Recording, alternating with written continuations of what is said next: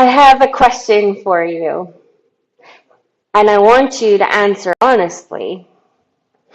Have you ever broken the rules? Sure. And to those of you in Killam, even though I am not there in person, you still answer honestly. And same with Robin and all you joining virtually. You need to answer honestly. I'm sure we've all broken the rules. Why would we break the rules? Steve said, because I could. Yes, we don't like them. Maybe they don't make sense. Maybe they're unfair or unjust. Rules are generally there to help us, to guide us, to keep us safe, to help us live peacefully in community. But sometimes they don't. Sometimes they don't do any of those things. Sometimes they even hurt people. And so it's important that we pay attention to the rules and why we might or might not break them. From the time that Jesus was born, well, actually, even before he was born, he was a rule breaker. He broke the rules because they weren't kind to people who were different. Jesus wanted to make a world where being different didn't matter, where everyone could be loved and cared for just as they are, and that their gifts, their special talents, that would be celebrated in community. So even in this picture, Jesus is breaking the rules. He left his family. That's a depiction of young Jesus in there, if you can find him.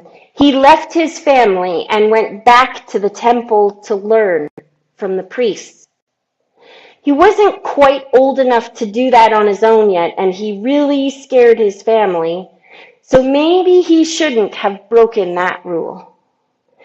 But they found him learning with the high priest and surprising everyone with his questions and his knowledge.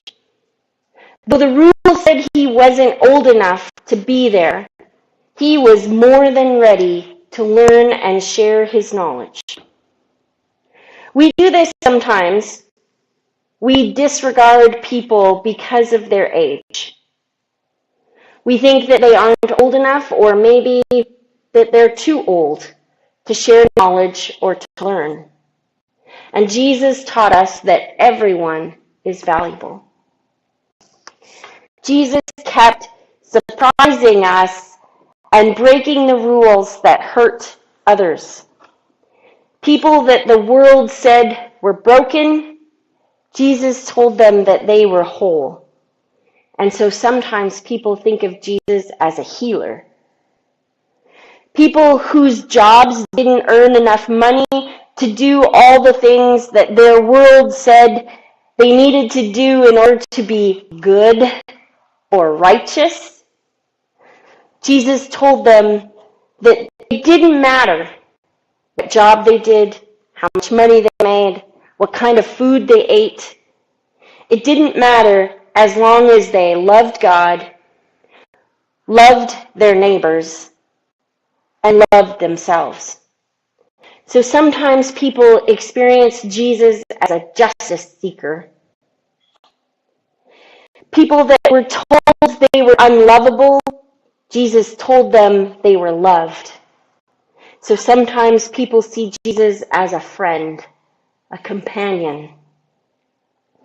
Last week, when we talked about the Trinity, I shared that I experience Jesus when I need help understanding what it is like to be human. Someone who knows what it is like to feel angry or scared, what it is like to be sad, to grieve, but also know deep joy. And I like that part of Jesus because it reminds me that when I feel those things, I'm not alone. I'm not a bad person. I'm human, but I'm not a bad person. I also like the humanity of Jesus because he understands making mistakes. It's not about being perfect, and Jesus saves us from getting stuck in feeling bad, feeling guilt or shame about the mistakes that we make. Jesus offers us grace, a chance to try and be more loving, to seek justice, to live with respect in creation, because he knows how tricky living can be sometimes. Our faith stories are ancient, but Jesus, the Word made flesh, comes to help us understand God and to help us understand God's Word to us, although he doesn't often make it easy. So as we dig into Jesus today and the role that he plays in our faith, I hope that you will take a moment to reflect on who Jesus is for you.